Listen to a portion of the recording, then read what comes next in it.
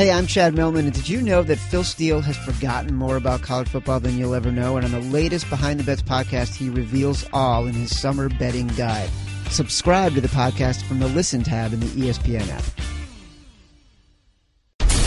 And now, Jalen and Jacoby on ESPN Radio. When I pop the trunk, head to death. Y'all pop the trunk, I pop the hood. Now act stupid, I'll pop the trunk. Give me a boom. He is Jalen Rose. I'm David Jacoby. We are Jalen and Jacoby, ESPN Radio. What do we do, Jalen? We give the people what they want. We're going to talk about Andre Iguodala saying that the Thunder are the best team in the league. We're going to talk about Durant on his changing relationship with Westbrook. We're going to talk about who the Celtics might trade for. But first, we were on First Take today, Jalen Rose. Hercules. We were on First Take today. We're going to give ourselves a shout-out for being on First Take. One of the things I liked about it, to be honest with you, is, sort of the nature of that show is a contentious sort of debate show. I liked it that I could call you out on all your stuff, because sometimes I just let it slide. Sometimes on this you show, have more time. sometimes I just let it slide a little bit. Sometimes it's just like, like, oh, he used that word wrong, whatever. But since it's sort of like a competition, I didn't let anything slide. I enjoy being on. For those that follow media closely, you know that was my first time being on since a debate that I had with Skip Bayless. Since what? Let's be honest. Let's be real. And so I was enthusiastic as somebody that's been at the network for a long time, been with Stephen A. when he had, quite frankly, been on the show when it was Cold Pizza. To be back on today felt really good. Jalen and Jacoby are officially out of the trunk this week. We were on the red carpet at the ESPYs. We were on First Take today. Big shout to Molly Kieran for dealing with us. She did a great job. She makes it real comfortable. Absolutely. She's terrific at her job. So, again, we appreciate the opportunity, and hopefully we get invited back. Big shout to the whole production staff. Yes, indeed. Everybody. The morning meeting was fun. You know what? They actually work. They have a meeting before the show. They work. We have our producer, John Lawrence. We're taping this in Bristol. I don't think we've had a meeting before Jalen and Jacoby show. No. I think it shows, too. Maybe we should start doing meetings. No, we always joke that's about why it. I say unprepared and unprofessional. Unprepared and unprofessional. But always on point. Yes, indeed. But, again, that's because of everybody that's listening to us right now. Mm-hmm. And that's why we're still doing our show. We still do our podcast. And we appreciate our audience to put us in a position to have looks like we had this week. And we're doing this. We didn't have to do the show today. Not that we're, we're not exactly, sacrificing too much over here, talking to each other for 2 hours. But we will never forget that the people that see us on First Take accidentally see us. They're like, who's that white dude? But the people that download our podcast that have been listening for 5 years, the people that listen on their way home on Sirius XM, those are the people that we do this for. So big shout to y'all. Yes, indeed. And I also appreciate just getting some feedback on social media, how people really believe sometimes that we don't like each other. That's great. I hope they don't. Sometimes I really don't like you, though. They're like... Sometimes they're right. Sometimes they're right, like, Jay. Yo, David's son and Jalen need to get up and punch him. And this is my brother. And we were on a debate show, so we got a chance to see a different side of us. And we had a great time. Had a great time. Let's pivot into the news. Yep. This is the most interesting thing that came out today. All right? On the Breakfast Club, big shout to Charlamagne and the rest of the crew over there. Yes, indeed. Angela Yee. And my homeboy Hottie. Big shout out. I got a chance to see him during this week. Were the people that encouraged me to get on Twitter in 2007. I was not going to get on. Probably not good. Big shout to DJ Envy. They had Andre Iguodala on Wednesday morning. And here is what Andre Iguodala had to say.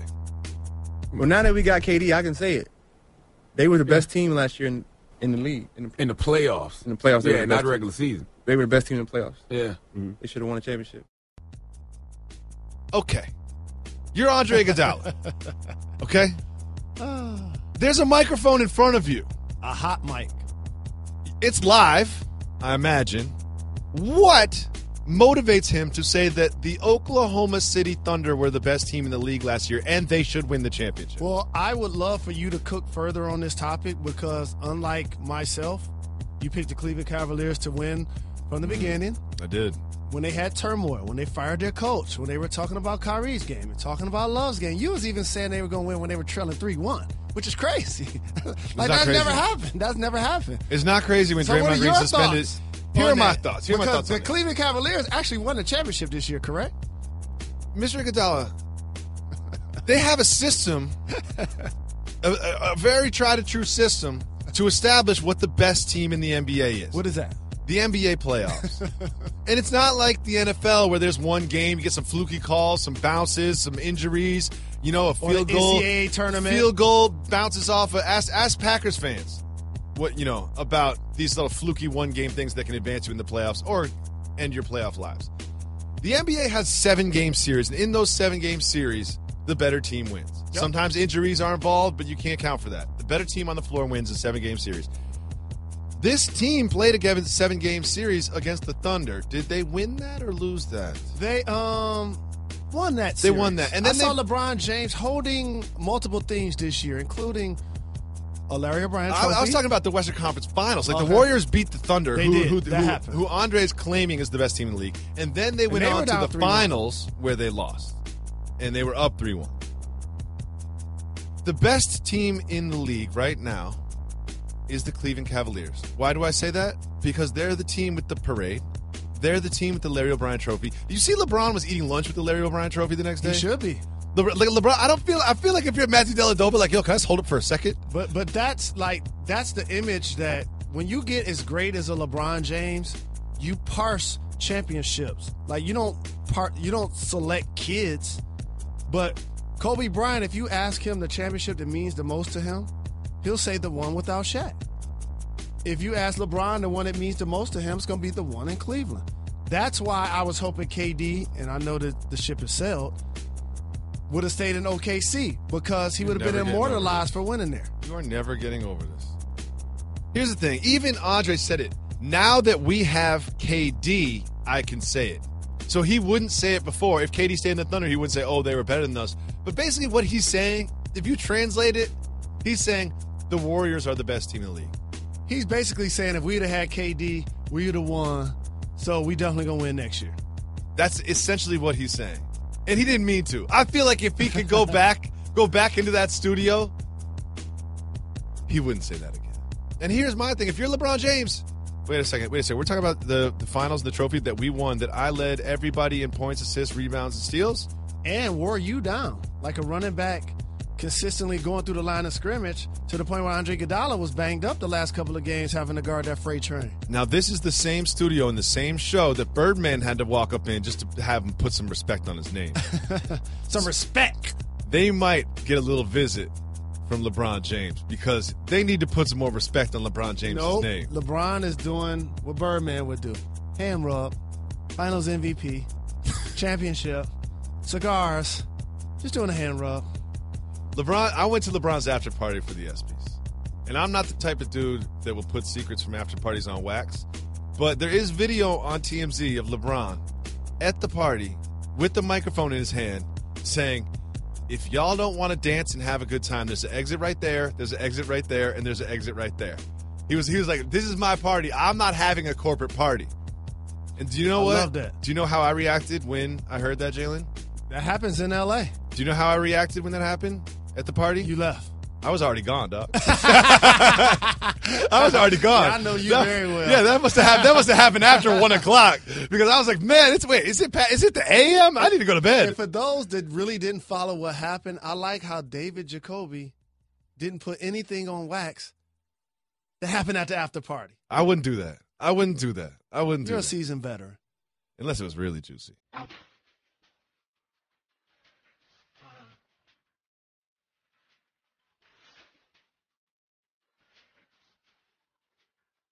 Let that rock on Friday.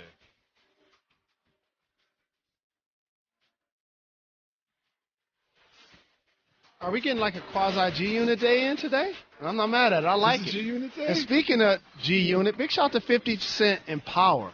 It back. returns this Sunday. I can't lie. I don't watch Power. I do. Love But it. here's the thing. I know that Jalen Rose watches Power. You don't I don't watch a many lot. You don't watch a lot. Right. You really don't. I remember one time we were doing an interview. Someone was like, "So, Jalen, what shows do you watch?" And you were like, MSNBC, Fox News. You just started naming networks. It was like, no, those aren't shows, Jalen. Those aren't shows. My DVR right now is Fareed Zakaria GPS. Okay. Fareed Zakaria GPS. I love that show. Absolutely. And Kamal Ubell. Kamal Bell. Yep, I'm watching that. Shout out to him. He likes Jalen and Jacoby. I'm watching Power. Again, do you see, you guys can't see this, but the way he looks around the room before he comes up with a new show, you can just tell that he has no idea what he's about to say. I watch America Greed.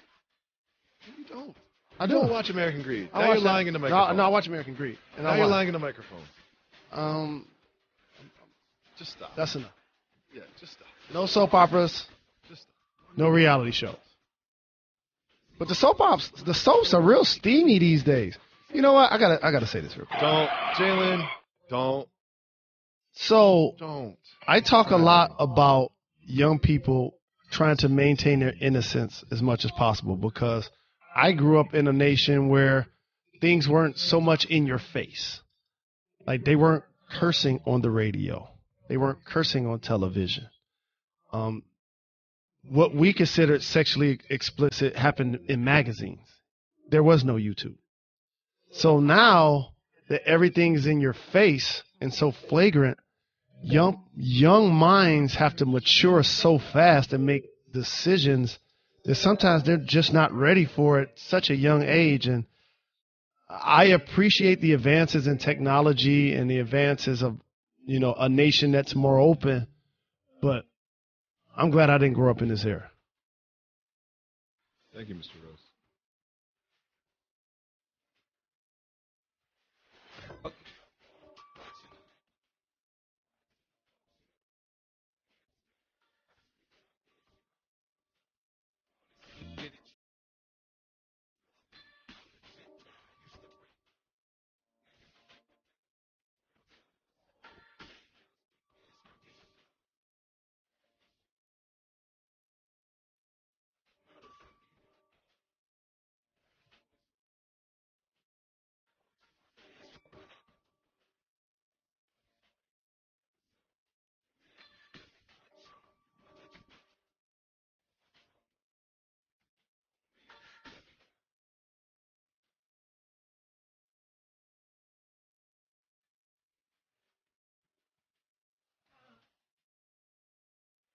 Kevin Durant spoke about his relationship with Russell Westbrook.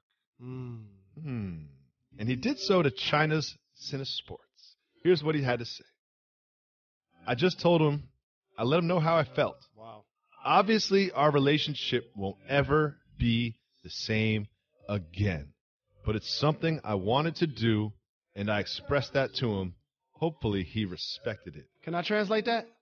Yes, please translate. I always like doing this for you because when these quotes come out, you can translate because there's a lot to this. Wow. There's a lot to this. Yo, you just read the whole quote. So what he said is, when I told Russell it didn't go well.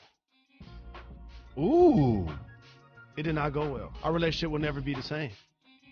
Ooh. So here's the thing, and me and you have talked about this. It didn't go well. Me and you, this is what I said as the example. I was like, if you had the opportunity to take over Michael Strahan's position with a better platform, more money, if it was a city that you wanted to be in, I, as your current partner, would understand and respect that decision. It would be if you wanted to do that, and that's what's best for you, I would understand that. And while it's not best for me, I would encourage you to do it. But you're my brother, and so I would do that show in the morning and still do our show at night. All right, just roll with me on the metaphor for a second. Okay, but that's what I would do. Just roll with me on the metaphor. See, what I'm trying to say is there shouldn't be that much tension between those two because Kevin Durant explained very clearly that he made this as a basketball decision. He made this as a lifestyle decision. That's what he did. I'm going to translate again for you. Okay. I'll read the first part. I'll read every bit. And you tell me what that really means. Okay, please do. Okay. Obviously, all right, I just told him I let him know how I felt. I just told him. So I'm going to parse words. The word told. When you're being told something, you're disagreeing with it. You're creating opposition. He not saying he was happy for me. He's not saying we talked about it. Yeah, he not saying that he was enthusiastic about it. He It didn't was a say discussion. Yeah, It was me telling him something the same way I tell my son something. preach to me. That's what it sounds like. Oh, I told him. I notified him. He was on the receiving end of the information. We did not discuss it. I let him know how I felt. That means he also let me know how he felt. Oh, look, if you want to go deep, Jalen, we can go deep. It's not, I let him know why I made the decision. You know, it's not, I let him know that this was important to me. I let him know how I felt. And he was like, you know what? We've been playing together the last few years. I'm happy for you. I just feel like it's best for me. It's one of those things almost when somebody ends the relationship, but they say that it's because they're the problem. Like, you know, I want to end this relationship, but, you know, it's really me. It's me. I'm not, or like, you deserve better. Yeah, you know that one? yeah. All right, is anyone has ever been part of a breakup where someone says you deserve better? Here's a translation for you. I don't like you anymore. Right. That's really what it is. Right. They're just trying to be nice about it. And then it gets interesting. Obviously, our relationship won't ever be the same again. I want to point out one word. Obviously. Correct. Obviously. Wait, because that's a record scratch moment. Like, what? Why not? Because he used the term obviously because he understands Russell eventually going to get his chance to express himself too. And he knows the part of that expression is going to be a disappointment that KD left. It wasn't, we going to still be brothers, like when LeBron left Dwayne Wade. It wasn't like that. That's a good point. Obviously, our relationship won't be the same ever again. Because I was under the assumption before I read this quote that they were still brothers, that it was a business decision, and sometimes you can't let business be personal, and the two of them would still be brothers forever. Here's the biggest thing ever. Oh, wow. Wait, where's that? Oh, yeah, it's in there. Won't ever be the same. And listen, I'm 38 years old. You're 65 years old. Correct. We've all been around for a long time. Correct. And we know that how relationships can go. They can go in, they can go out, they can waver, they can be stronger, they can be weaker. Sometimes it's space, sometimes it's time, sometimes it's a certain issue, sometimes it's professional stuff getting in the way. But I would never say won't ever be the same again. Ever? I would never, ever say that. Unless you feel strongly that way. Well, he feels strongly. And then he said, but it's something I wanted to do, and I expressed that to him. Hopefully, he respected it. I expressed, which means that he's also saying something in return. Like when you're expressing yourself, that's a disagreement. And hopefully. In other words, you ever had a conversation where you call yourself agreeing to disagree? Mm-hmm. That's what this sounds like. But sometimes when you agree to disagree, you can respect each other. When he says hopefully he respected it, that means I don't know if he respects it. It's interesting. Now, you could be hopefully he respects me. You could be driving home in your car on a Friday, ready to get lit for the weekend. Good for you. You made it through the week. You made it through the week. You could be saying, these guys are taking this too far. They're diving into these words too much. They're trying to take too much out of something that he just said to Cinesports in China, right? Yep. But we're not. He said it. The way that he expressed himself and the way that he answered this question and spoke is indicative of their relationship right now. I assumed, based on the press conferences they did together, based on the 8 years of basketball that they played together, I assumed that they were still 100 and that secretly, I always felt like secretly, Russ was like, man, I wish my deal was up too. I'm following you right out the door. I kind of felt like they were on the same page in my own head, but this quote really tells me that they're not. No, this quote tells you they're not 100. They're 0.1 at this point. I'd say 0. He said, hopefully he respected. He said, our relationship won't ever be the same again. It's crazy. There's other news about Russell Westbrook. There's a report from Howard Beck of Bleacher Report that the Celtics are the top trade destination for Russell Westbrook.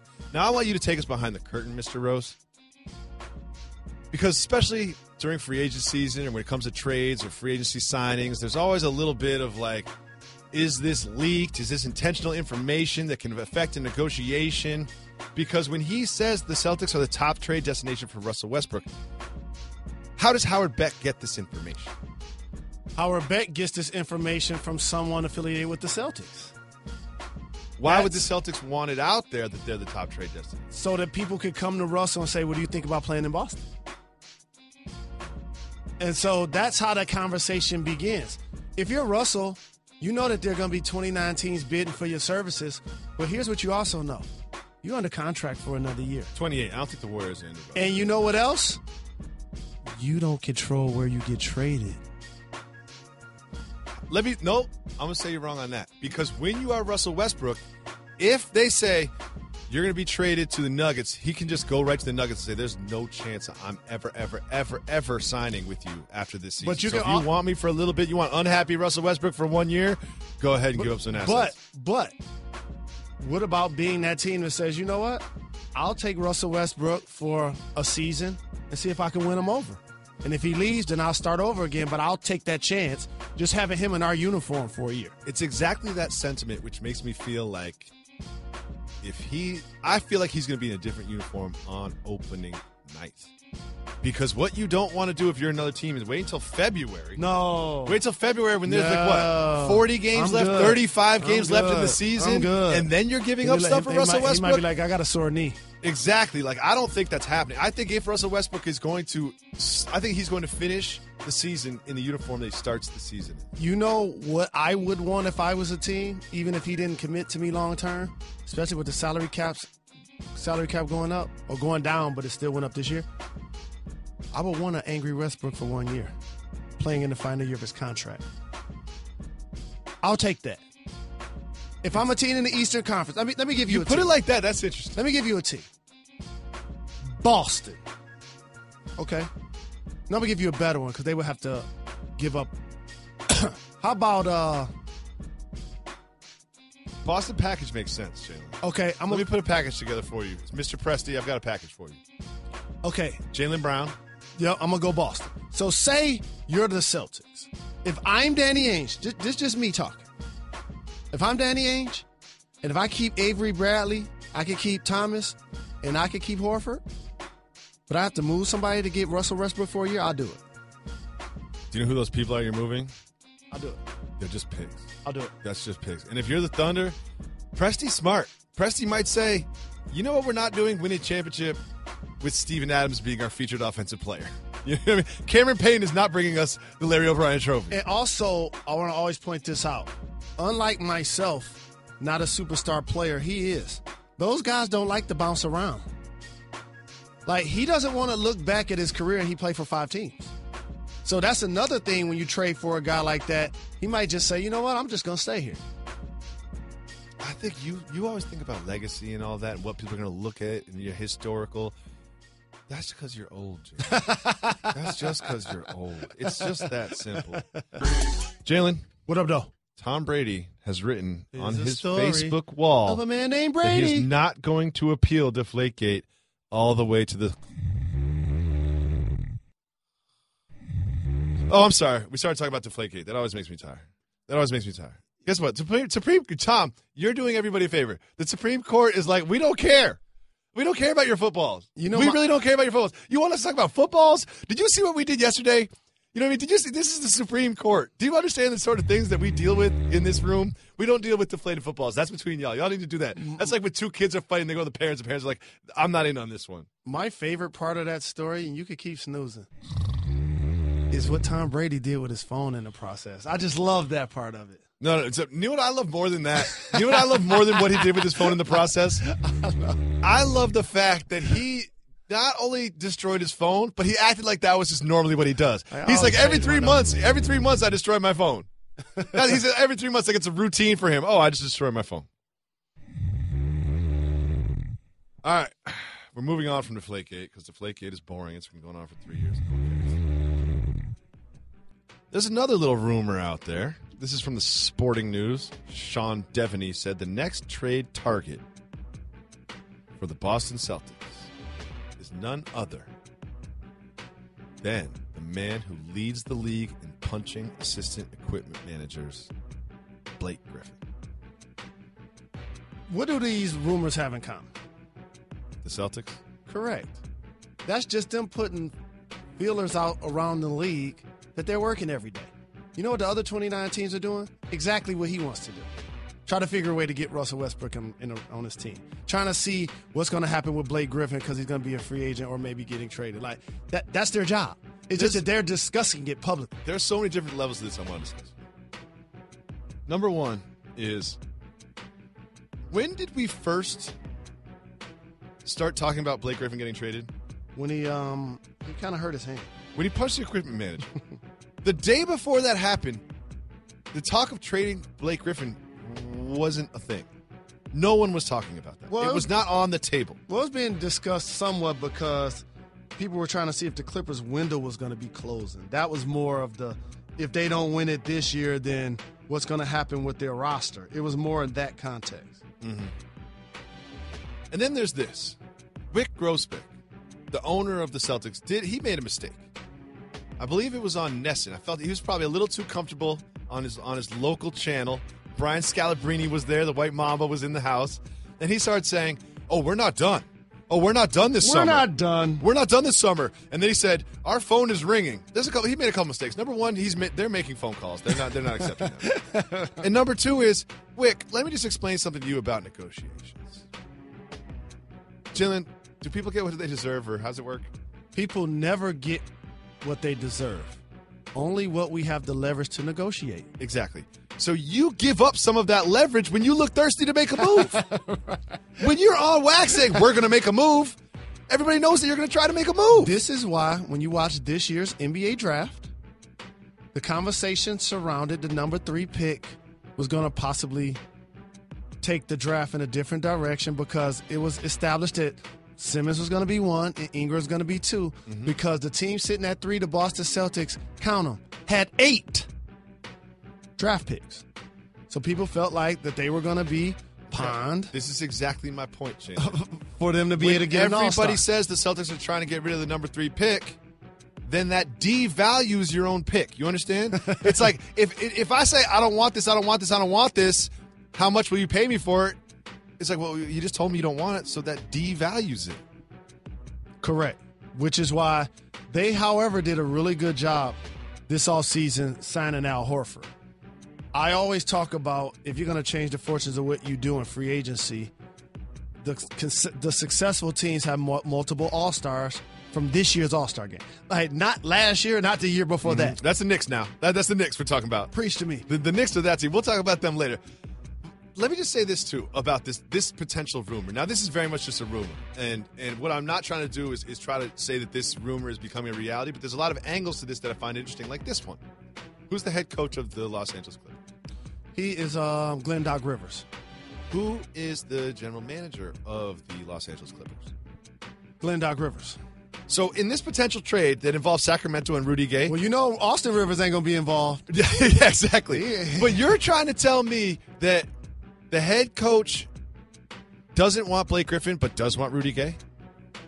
Is that what you want? Is that an upgrade? Jalen, is that an upgrade? No. Let's just be honest. Let's be real. Is Blake Griffin an upgrade? Is he better or worse than Rudy Gay? You want Blake Griffin all day at this point of their careers or any point of their careers. Exactly. And I like Rudy Gay, solid vet, but he's no 2010-5 guy like Blake. If you're Doc Rivers and you make a big move like that, kind of admitting that you've made some mistakes. You're kind of admitting that the current roster isn't enough to get it done. But also, Blake is the anchor that allowed the next dominoes to fall, getting him number 1. Now you can bring in Doc and CP3 and retain DeAndre Jordan. Have J.J. Redick. Like, they have a terrific starting 4. The problem is for the last 5 years, they haven't been able to get a 3-man. Let me name some of the guys. They've gotten 3-man. They've gotten a lot of 3-man. Let me name some of the guys off the top of my head that have played the 3 for the Clippers. And if you're listening, this is going to be a long list, and it's going to be incomplete because off the top of your head, it's hard to do. Correct. So I'm going to say Steven Jackson, Grant Hill, Lance Stevenson, Danny Granger, Matt Barnes, Bob Mute. Did I say Jeff Green? Caron Butler. You didn't say Jeff Green. Caron Butler.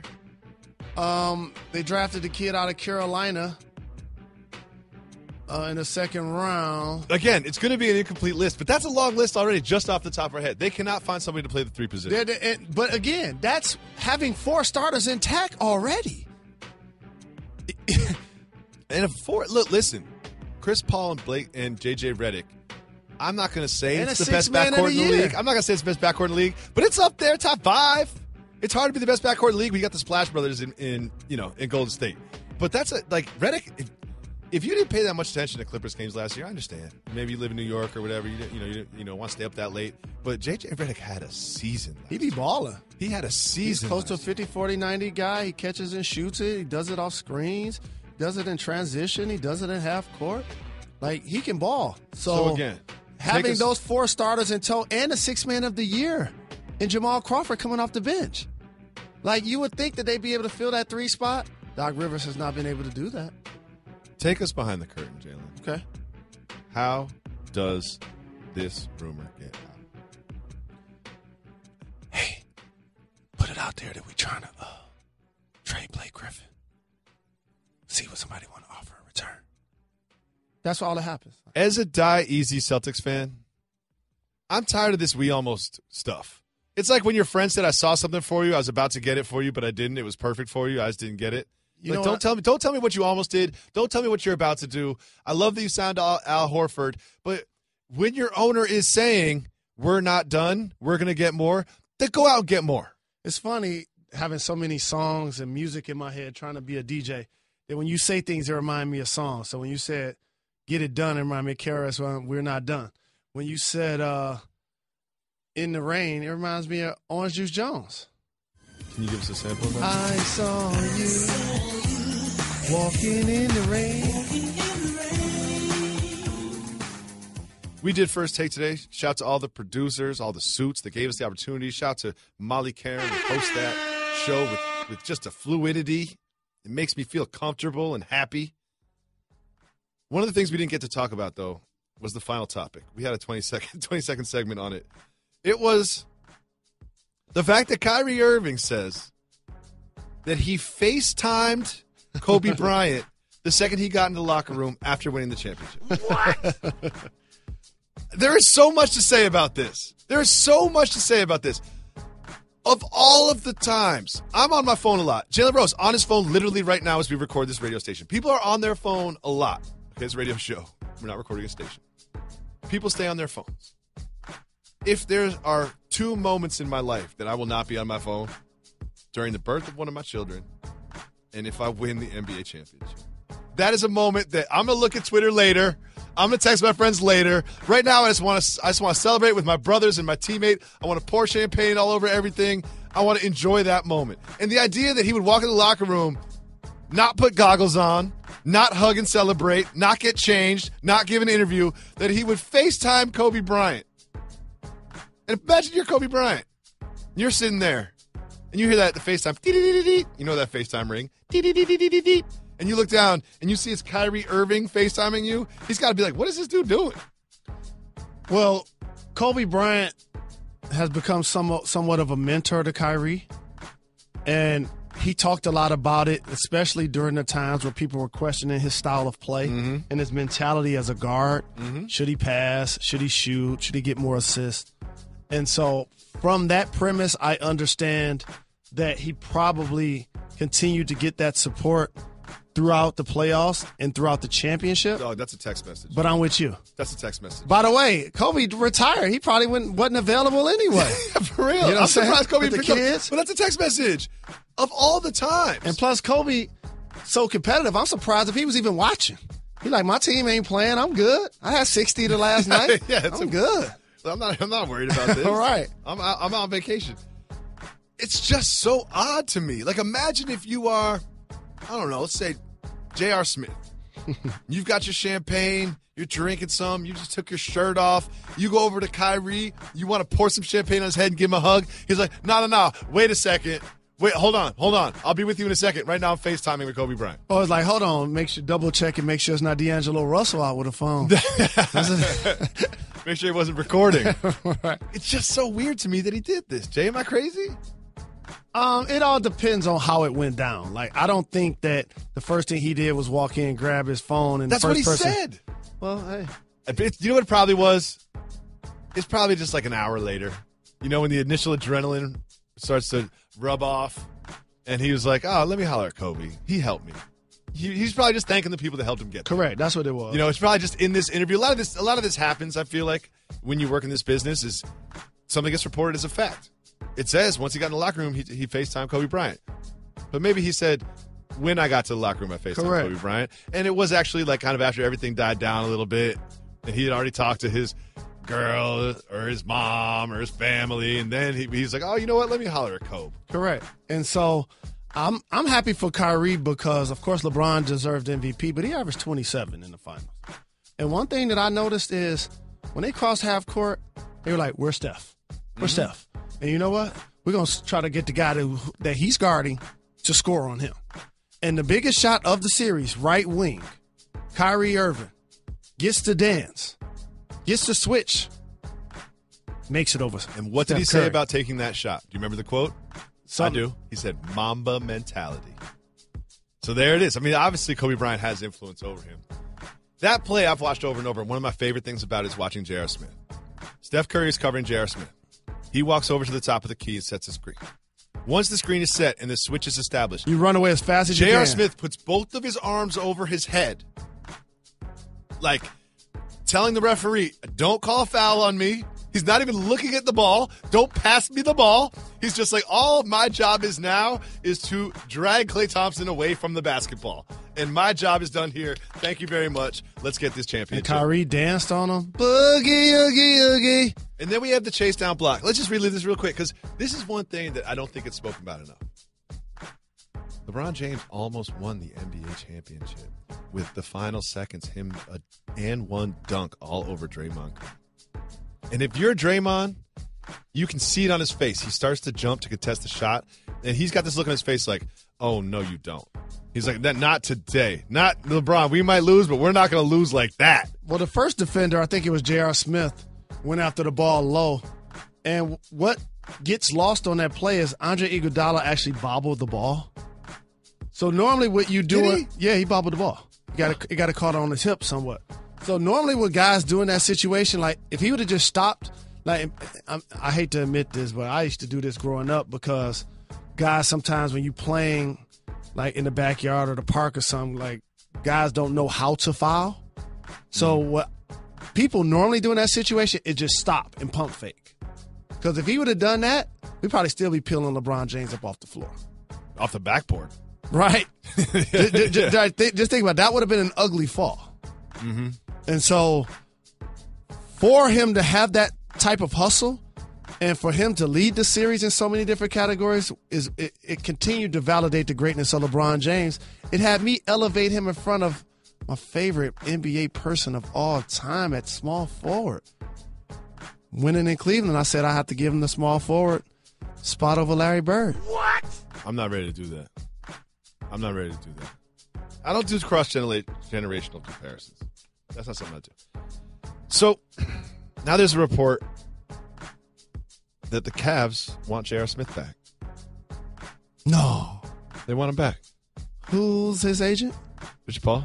Who's LeBron's? Rich Paul. Who's Tristan's? Rich Paul. Oh, okay, he'll be back. Did LeBron sign yet? LeBron didn't sign yet. That should have been the thing we opened up the show with. Listen, I'm telling you. Listen to this. I understand why LeBron took a long time to sign. Because something like that Dwayne Wade situation happened. This is free agency is a fluid situation. All of a sudden, Dwayne Wade's going to sign with Miami. Oh, no, he's not. And the fact that LeBron hadn't signed, now there is little loopholes. They could only offer him $3.47 million, but it's possible that he would take that or whatever. LeBron's just keeping all the options open. But right now, there's only one free agent out there that's really interesting. That's Lance Stevenson. And I don't think that LeBron isn't signing so they could maybe acquire Lance Stevenson. And at the ESPYs, got a chance to run into a lot of the Cavs players. Kyrie, all the Cavs were there. J.R. Smith. And let me tell you a funny conversation that was had with myself. Those two guys that included Channing Frye. Happy for him. Played with him his first year with the Knicks. We're putting on wax. You taking off-wax conversations and putting them on wax, Jalen? And Richard Jefferson. Don't violate the code. It's funny, though. Okay. We were talking about free agency, and I was congratulating JR for winning a championship. And I was like, good luck getting paid this summer. He was like, no doubt, thanks a lot. And then Richard Jefferson chimed in somewhat and was like, well, he ain't signed yet type of thing. I was like, they just offer you 2 years. I don't know what he doing, but you need to be signing. So let's take that from this conversation. If you didn't sign before you had this conversation with me, I want you to email them right now. Have them send you the attachment that they can fax you when you leave, because you need to sign tonight. There's so much to love about J.R. Smith from this playoffs, especially. Everyone wants to talk about the shirt off thing, and the crying press conference. It's so much to love. But here's what I love about J.R. Smith in the playoffs. One word, Jalen. Defense. All of a sudden, J.R. Smith became a defensive stopper. And not necessarily in the Warriors series, but in the Raptors series. He played defense all playoff long against some really good offensive players. He did. He did a good job of hustling, playing good team defense. But you know when it's good D? When they missed a shot. And the Splash Brothers weren't making the shots that they normally make in the NBA Finals. And you have to give credit to the defense. There's something interesting here. Now, again, Pablo Prigioni signed. Like, that's where we are right now in the free agency period. We're talking about Pablo. I feel like Pablo. We're not talking about Pablo Torre. We're talking about Pablo Prigioni. That's where we are right now in the free agency period. The Spurs signed Manu Ginobili. However, this is the interesting part. They were discussing a one-year deal in the $10 million range. But then the Sixers came in and tried to sign Manu Ginobili. What are the Sixers doing? So then they upped it. So now the Spurs had to pay him $14, I believe he signed for. Brett Brown is a part of the San Antonio Spurs tree. So he knows Manu Ginobili, and it goes back to what I said about Russell Westbrook. If you could get Manu Ginobili at this point of his career for 1 year to help a Philadelphia team that has been tanking the last few years and drafting younger and younger players each year, they gave Elton Brand a check to play basketball last year. Of course you give one to Manu Ginobili. And the other thing you do is it's a salary cap driven sport. That $4 million that the Spurs now have to allocate towards Manu that they didn't previously want to may be a resource that they can't use down the line with another player. Yeah. Stunt 101. I want to quote the great American philosopher, David Jacoby. People don't celebrate enough. People don't celebrate enough. People do not celebrate enough. Celebrate. Every moment is a victory. You won. Every moment is a victory. There are people out here that are disenfranchised, that are sick and not doing well, that are. There's so many things that could take place that life forces us to deal with. That when you're at a moment when that's not happening, you have to enjoy it. And you work hard. You work hard. Not you. Okay. Not you. This ain't hard work. No. All I do is talk to my friend about sports for 2 hours. Like, this ain't hard work. You just had a quote. This isn't hard work. Jalen Rose, here's a news story about the Cleveland Cavaliers that I bet you didn't see. Kyrie Irving was photoed wearing a T-shirt, and on that T-shirt was the poster from Training Day. Except instead of Denzel Washington and Ethan Hawke, it was LeBron James and Kyrie Irving. I don't need to tell you whose head was on whose body. That's cold. It's prophetic. It's fresh. It's dope. I'm into icon tees. I'm into imagery. I appreciate that analogy. What I love about it is when you're Kyrie Irving, you have to remember you are the best player in high school. You're the best player in college. You are one of the best players in the NBA, okay? You're one of the best players in the NBA. And you are saying on your own T-shirt that you put on your own body that you are the Ethan Hawke to LeBron James's Denzel Washington. That. I like that because I'm the type of dude, I've got an ego. I'm like, I'm not Ethan Hawke to anybody. Oh, it don't matter at this point. They already won. That's what happens when you win a chip. Everything's funny. He wouldn't have wore that had they lost. So, again, they deserve all of the respect and all of the kudos for winning the championship. Mm-hmm. There is another update. The Golden State Warriors have re-signed another huge piece of their 73-win puzzle.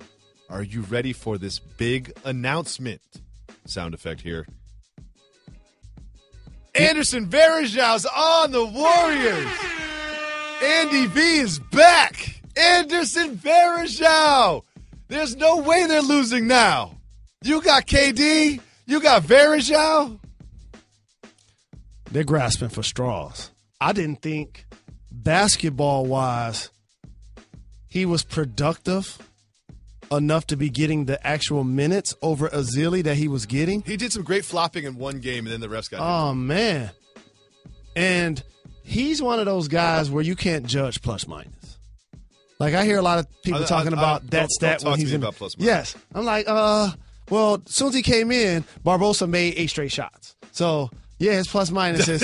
Yeah, exactly. Come on. That's got nothing to do with him. Right. All right, Jalen Rose. Anderson Varejão is big news, but then there's also this little topic. Ben Simmons rested during a summer league game. Isaiah Thomas was calling the game. Let's hear what Isaiah Thomas had to say about it. As a young player, he should be playing tonight. You know, you got people who are coming into the building. They want to watch him play. He's a rookie, and you know, taking selfies and signing autographs. I mean, you're 19. Earn your money. Get out on the floor, perform, and play. When LeBron James came into this league, I don't think he ever took a night off. And you look at Kevin Durant, you look at these guys, hey, these are the best players in our league. Once word, I agree, got back to Brett Brown, Brett Brown had this retort. Yesterday I asked him to spend time with me and watch the game with his coach. And, you know, there were some hits that he took. It's reckless and unfair. He's a good kid, and he's following instruction, and we look forward very much to developing him. Now, we did First Take today. And in First Take, it's a debate show, so sometimes you just try to angle your conversations so they're a little antagonistic. But this one we really disagree on. We do. We really honestly disagree on this. Here's the thing first and foremost. Brett Brown can't have rabbit ears. There's no way you can always comment back to what someone said about you and your team. That's a great point. Why did you use that on First Take? Because I was. You just thought of it now. Correct. That's number one. Two, especially when it's Isaiah Thomas. Because you got to consider the source when people speak. And a lot of times people do speak with bias. Isaiah Thomas is speaking from one of a championship pedigree, playing in an era that it's unfathomable. On what? Unfathomable. On what? I can't say it 5 times in a row. No, you can't say it 1 time in a row. Unfathomable. Unfathomable. Mm-hmm. That players, A, would rest healthy. B, would be resting during a summer league game. Life, in a lot of ways, is about habits. And sports is a microcosm of that. So you want to teach your young team how to show multiple efforts and to play through fatigue, play through emotional distress. And you really want Ben Simmons to lead these other 14 guys. When he's not playing, the other guy's like, you know what, my knee is kind of sore. That happens. And also, Jalen, didn't he get enough rest during the NCAA tournament? He wasn't in the NCAA tournament. Oh, that's right. He wasn't in NIT. No, they didn't play. They just opted out of the NIT tournament. So I don't like the resting healthy players thing in the NBA. I'm just not a fan of it. There are about 14 guys, and I got this off Reddit, that play 82 games this year. There are 450 guys in the league. I think it's 18 guys. It's 415 guys in the league. That's an embarrassing statistic. That's, what, 10%? So I'm with Brett Brown on this one, Jalen. Wait a second. That's not 10%. 5%. 5%. 5%. Almost exactly 5%. 5% of the league. 5%. Only 5% of the league play 82 games. John Lawrence, you like my math there? That's pretty good. Come on. That's pretty good. So I'm with Brett Brown, and let me explain to you why. He said, I instructed him to sit out of the game. And now we got Isaiah Thomas coming after him. Isaiah Thomas is coming after him. He's just following the instructions of his head basketball coach. Well, first off, he's not coming at him because he's calling the game. No, he's coming at him. No, he's calling the game. Jalen, did you just hear the same sound that I heard? He's analyzing the game. And when you look out on the court, some logical person going to say, where's Ben Simmons? Not in the court, not in the bench. All right, that's one. Two, Brett Brown, the same guy who actively led a basketball team that's been tanking the last 4 years. So trust the process, Jalen. Yeah, we trust in the process, but people paying for tickets. Part of the process is sitting Ben Simmons during Summer League. That's part of the process, dog. All right, cool. I trust the process. I wish when a notable healthy player misses a game due to rest, how about you discount the tickets? Jalen Rose, we have breaking, huge free agency news. The Brooklyn Nets have agreed to a deal with Anthony Bennett. Game changer! They're desperate. Game changer! Wow. I hope he has an opportunity to resurrect his career. I hope he cuts some carbs. They changed the hack-a-shack rule. Oh, glad I didn't grow up in this era. I saw it come because everyone that's listened to the show for a long time knows where I stand on this, knows where Jalen stands on this. The same way you stand with Ben Simmons. Here's the thing. I stand with Ben Simmons, you the basketball player, in America. And I stand with Ben Simmons, the wrestling fanatic son of Bill Simmons. I would say that Ben Simmons, the basketball player, Ben Simmons, the basketball player, is definitely second on the power ranking of Ben Simmons in my life. Right when I see Ben Simmons, and I see him wearing number 25, it just reminds me of Chicago legend, 17-year-old Ben Wilson, who was tragically killed. And he didn't fulfill, obviously, a lot of the promise that he had as an athlete. I'm seeing that kind of play out in the style of game that Ben Simmons has. They changed the hack-a-shack rule, and we've argued about this forever, and I've been waiting for this to happen. They've been hinting that it was going to happen. Adam Silver has said that they're going to take a look at it, and you just sort of like, if you looked at the subtext of what he said, you could tell that Adam Silver doesn't really like it, that people can intentionally foul like this. So I saw the headline, Hack-a-Shack rule change. I was so excited. You was enthusiastic. I took the champagne bottle and I took that little foil wrapping off the top of it, and then I unscrewed that little weird wiry thing that holds the top on, threw that in the trash, and I grabbed the cork, and I was just about until I got to the first paragraph, and they said, the rules are that in the last 2 minutes of every quarter will be treated like the last 2 minutes of the game. And at that point, I said, what? What? Like, what? Proves my point exactly. What is this? That's not a rule change. That's not a rule change. You can't legislate fouls in basketball, Jalen, for poor free throw shooters. Jalen, that's not even the point. The point is this.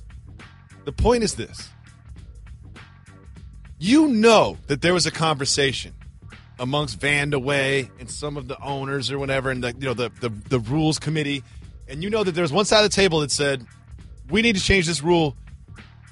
And the other side of the table said, we don't need to change this rule. And what Adam Silver did was something that he should not have done.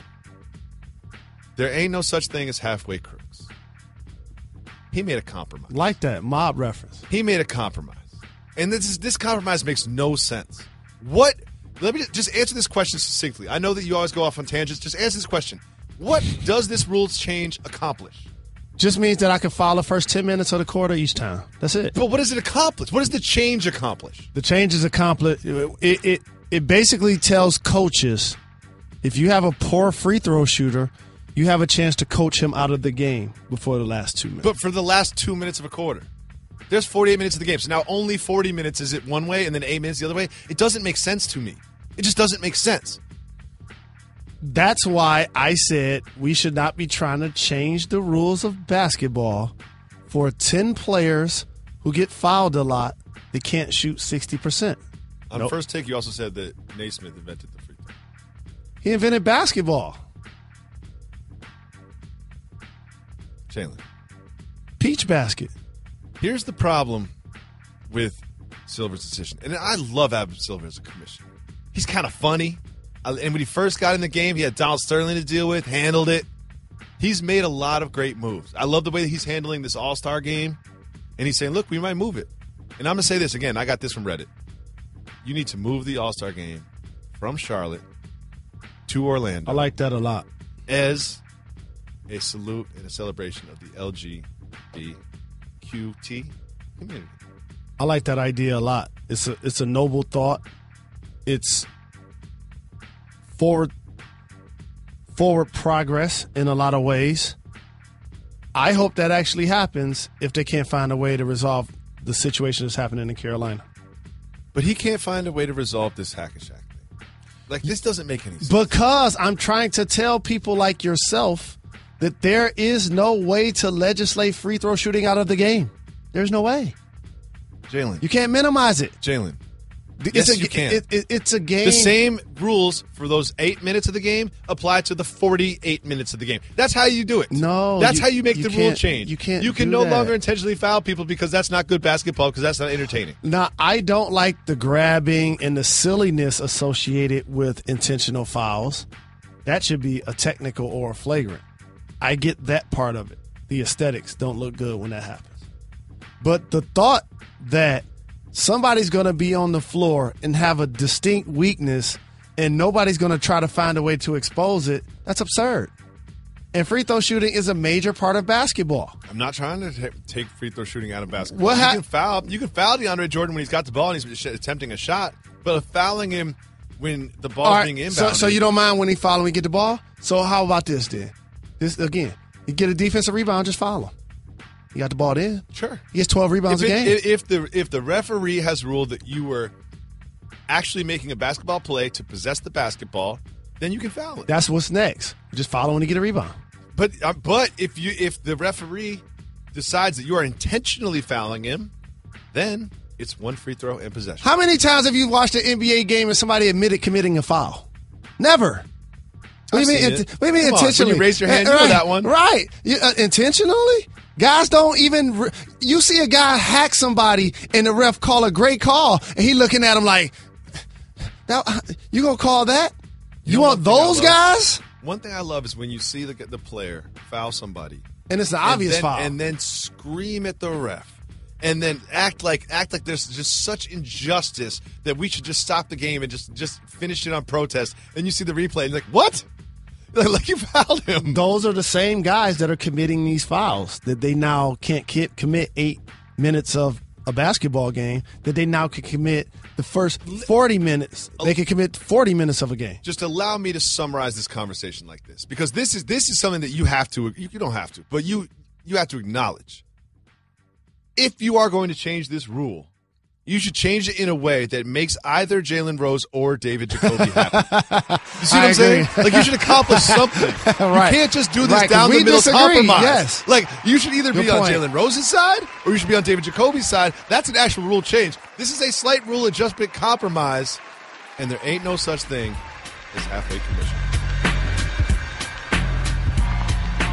Jalen, what are we doing this show? Give the people what they want. And in order to do so, we open up our 1-800-FLOWERS Twitter feed, and we take questions from our listeners. The first question is from Tim.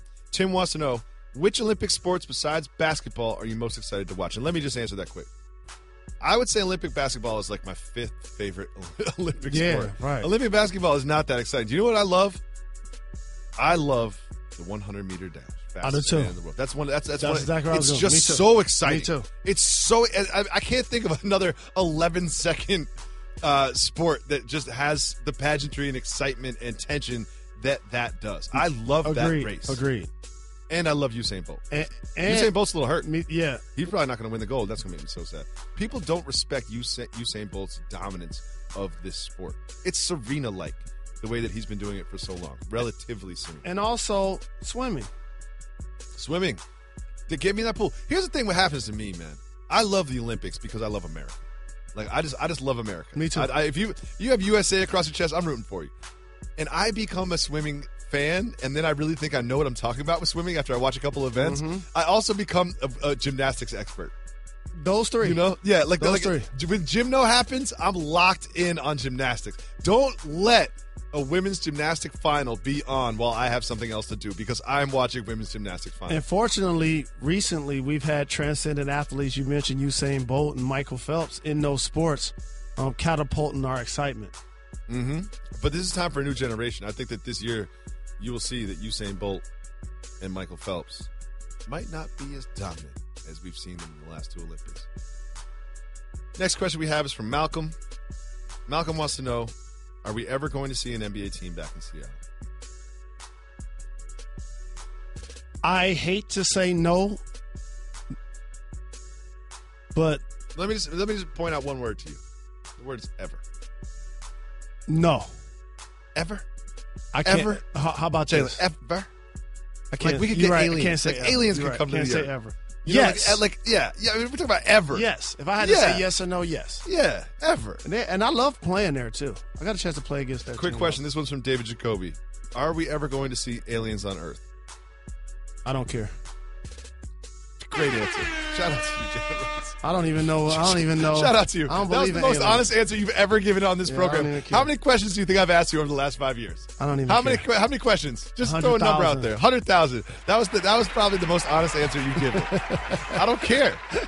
Okay, let's move on then. P wants to know favorite rapper born after 1999. Now here's the problem with this one. He's talking about 17-year-old rappers. Like, that's tricky. I think he meant 1989. But I really think he meant 1989. He was born after 1999. We're talking about 16-year-olds.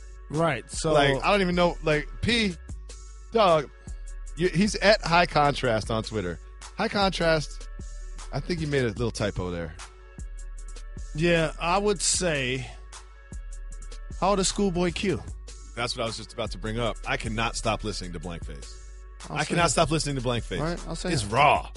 It's like mean. I love it. And I also love it when the production and the rapper complement each other. Yes. You know, it's like it seems like the beats just fit him and vice versa. Also, Chance the Rapper is really good. You should listen to his latest. McLean wants to know, Jacoby, as a fellow dad, how do you keep up on new rap, play pickup, and rock a minivan successfully? This is a great breathing. question. It's just like breathing, man. Here's the thing. I ride my bike to work every day. I don't drive the minivan. While I ride my bike, I listen to headphones. Another thing, Apple Music. I just started signing up for Apple Music. I'll never sign up to Tidal, but Apple Music, they have a thing called New Music, and then you click a scroll button. It says hip hop rap, and then I click on that, and then they have intelligent people saying these are the best 5 new tracks that are out right now, and I listen to those. And I got a parental challenge for everybody out there because kids, they're sponges. Rock the instrumentals. That's what you do. You're in the car, you're in the house, instrumentals all day. You can listen to whatever you want. Because my son is 3 years old, and he is a sponge. And we stopped listening to Shade 4-5. We had to go up to 46 on this year. Obviously, only when ESPN Radio number 80 is on commercial. We have to go to 46, The Heat, because they edit out the explicit. And my son, his favorite song right now is "Antidote" by Travis Scott, "Two Phones" by Kevin Gates, and that "Catch a Body" song. And sometimes me and Joey are like, he listens to music about drug dealing and death. Like, this isn't good. We need to change this. Maybe instrumentals are a good idea. So maybe instrumentals what are you are a listening good to idea. at home again? Yeah. We need to talk to your parents. Next question we have is from I'm That Guy 26. This is for you. Who is your favorite character on Power and why? Ghost. Why? He's the boss. Period. Like, and there's so many different facets of him. Being a family man and juggling his scenario with his wife, ex-wife, and the kids. His new situation with Angela. Dealing with Tommy that reminds me of you. Is always something crazy. Let me guess, Tommy's white. No. It seems like every white guy reminds you know what I mean? It's like, he does. Angela reminds me of Molly Karam. Tommy reminds me of you. Okay. Is this the only show you watch? Like, seriously? Like, the only one that you watch? You're just surprised that I'm actually knowledgeable about a topic. I know that's what's tripping you out. You're good on the NBA. You're good on the NBA. You're good on the NBA, the NFL. You're good on those. Next, this is from Dalton. This is for you, Jalen. Okay, cool. You're in downtown Detroit. No car. $10 in your pocket. What's for dinner? Oh, I got $10? Yeah. See, you guys can't see this, but the look on Jalen's face when he said, I got $10, he was so disgusted. Oh, yeah. He was just disgusted with himself. So he's like, I got $10? So here. Am I alive? Did I just get robbed? Here's where you go. You go fast food. No. I went to a place. I got $10? I went to a place in Greektown. It was like a ham specialty buffet. Place. Ooh, it was good. You got to go buffet somewhere. You got to catch one of those brunches. Golden Corral. Something somewhere, yeah. I'm doing that. I'm doing that. You know what I'm doing if I go to downtown Detroit? I'm going to Jacoby's. Yeah!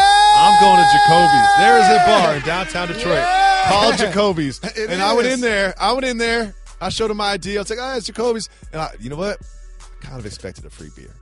Right. I kind of thought I would get a free beer from that. No. I was like, what city? Nothing. It was Detroit. Okay. Yeah, no free beers. You're not a member of the Bad Boys. You're not Barry Sanders. Yeah, it didn't happen. I was like, I didn't ask for it. I'm not that type of dude. No. But, I kind of thought I could get a free one out of that.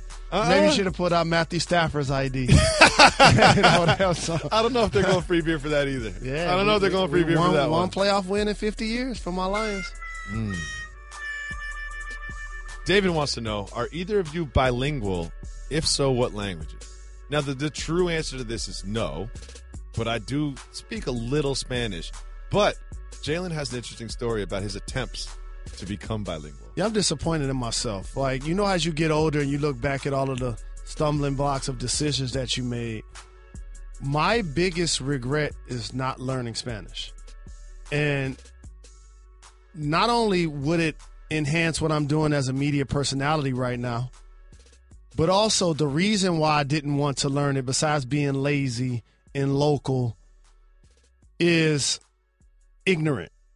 I remember being in a classroom saying, who want to learn Spanish? I ain't never going to Spain. So ignorant. First of all, I just want everyone to notice something that Jalen said. He said, it would help me in my media career that I'm doing right now. This dude was on First Take today, 2 hours on ESPN Radio, and now he wants to be on Deportes too. Like, you just want to be on every network that ESPN has. You're on ESPN2 at night, ESPN News all night. Now you're on First Take, doing the ESPY's Red Carpet, 2 hours on ESPN Radio every night, and now you want to be on Deportes too. You want to host Nacion too? And man, if I was bilingual, I'll be NBA Countdown. I'll be just saying every other block. I'll change my language. Like, I will be on that. Well, on behalf of all basketball fans around the nation, thank you for not being. Yeah, bilingual. I don't know English well. I want to thank everybody at First Take that works in front of the camera and behind the scenes. Yes, everybody indeed. that worked behind the scenes on the Red Carpet Show. Enjoy your weekend, everyone. Thank you so much for listening to Jalen and Jacoby on ESPN Radio. Subscribe to the Jalen and Jacoby podcast.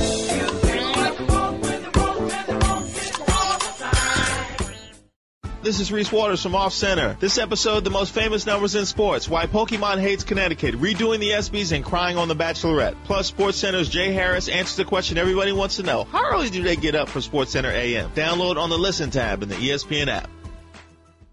Baseball's second half kicks off with one of the sport's fiercest rivalries when the Red Sox travel to the Bronx to face the Yankees. Coverage begins Saturday at 3 Eastern and Sunday at 7 Eastern on ESPN Radio.